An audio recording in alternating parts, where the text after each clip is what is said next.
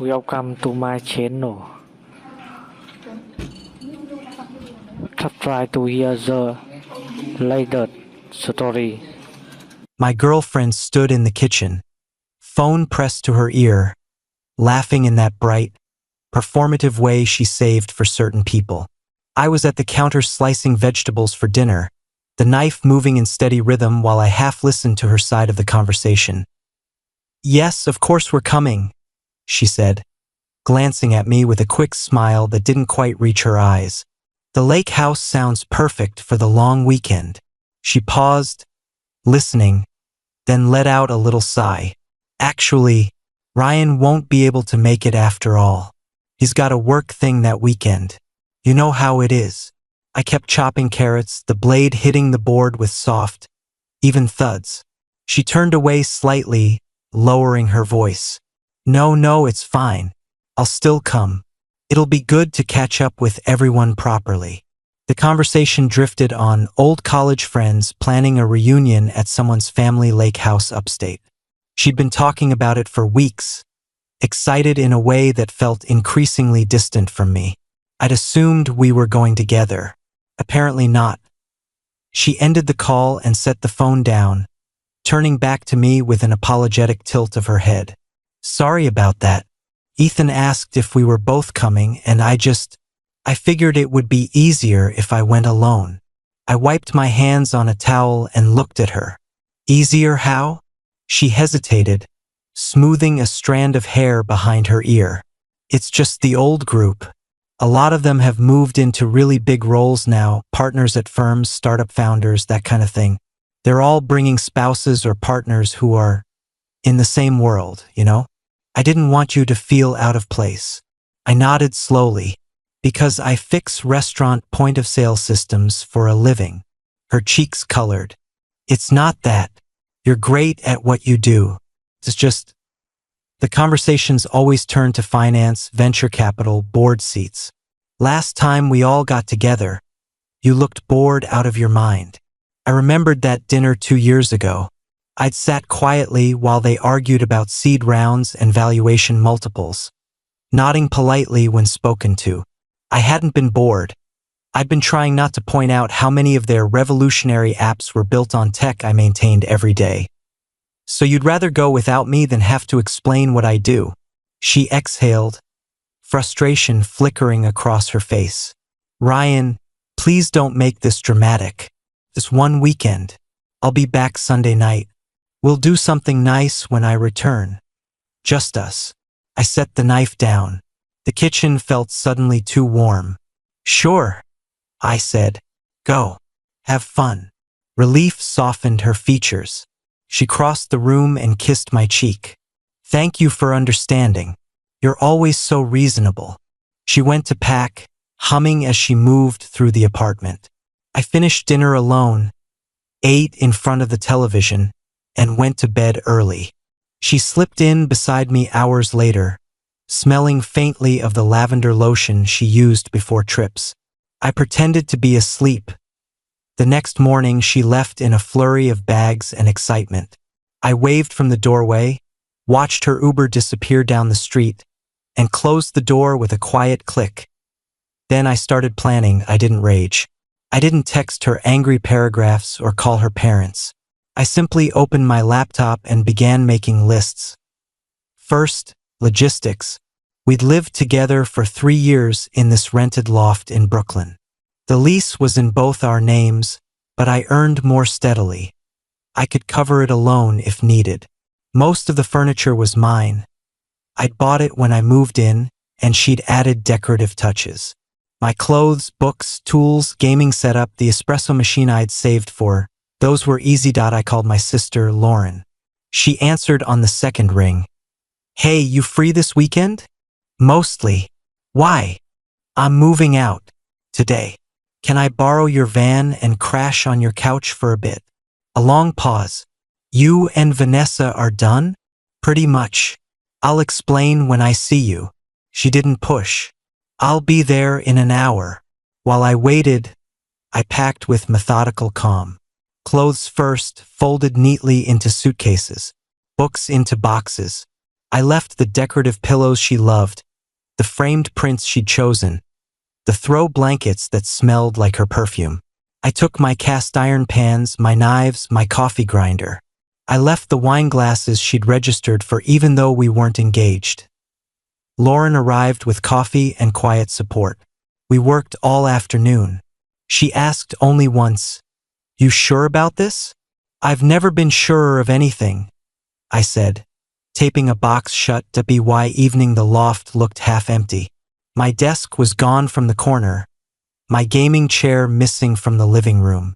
The shelves looked bare without my books. I left the television. She'd bought it with a bonus last year. Last task.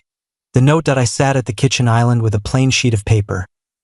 "Vanessa, you won't have to explain me to anyone anymore. Rent is paid through the end of next month. My key is on the hook. Please don't try to contact me. Ryan Short." Clean. No room for negotiation. I placed it in the center of the island, set my key beside it, and locked the door behind me for the last time. Lauren's couch became home for the next 10 days. Her apartment was small, cluttered with plants and half-finished art projects. But it was peaceful. No curated aesthetic, no pressure to present a certain life. Just my sister making terrible omelets and asking gentle questions when I felt like talking. I didn't talk much at first. I went to work, came home, ate takeout, slept.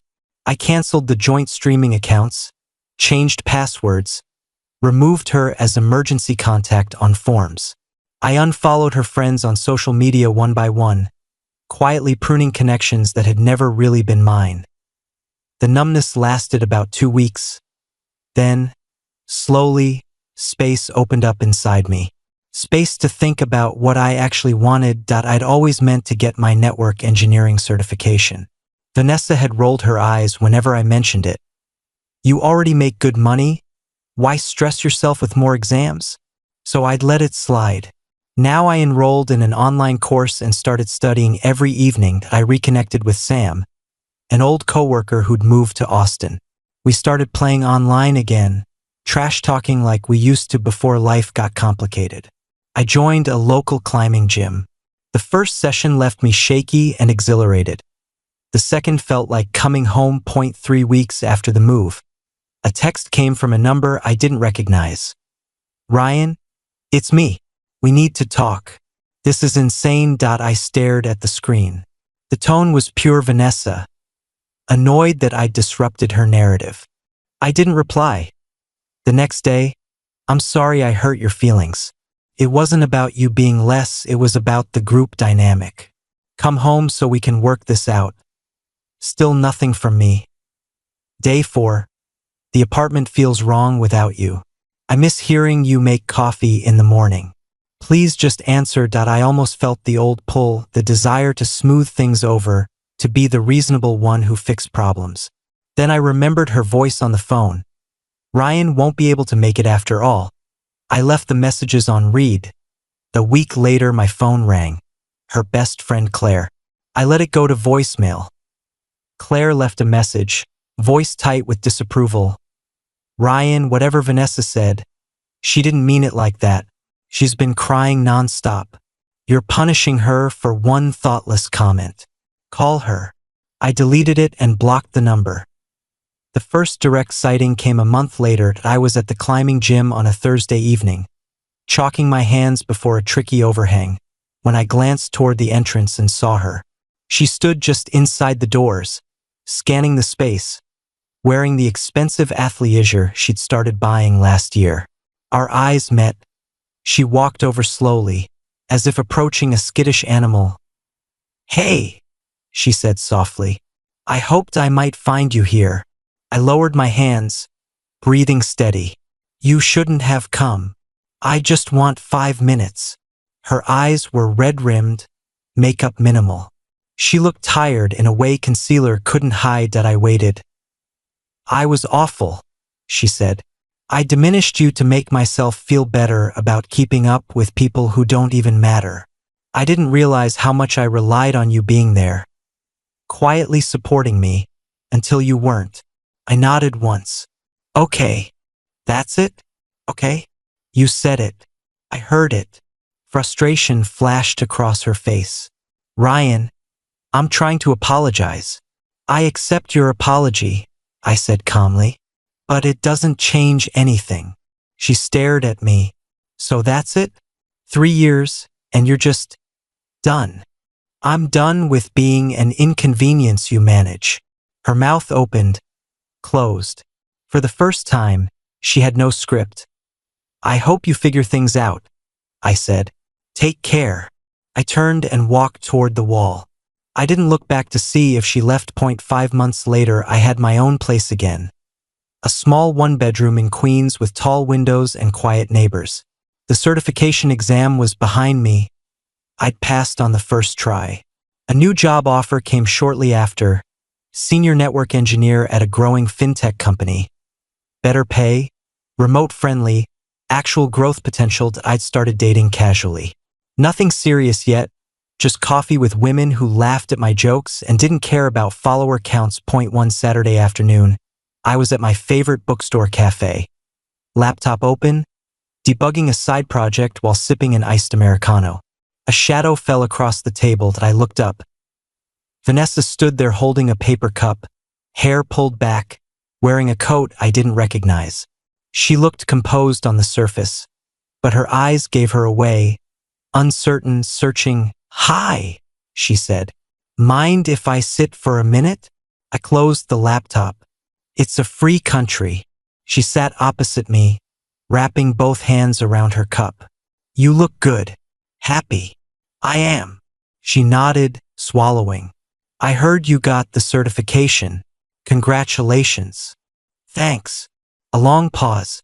She glanced around the cafe, then back at me. I sold the loft, moved to a smaller place in Manhattan. The lake house weekend was awful.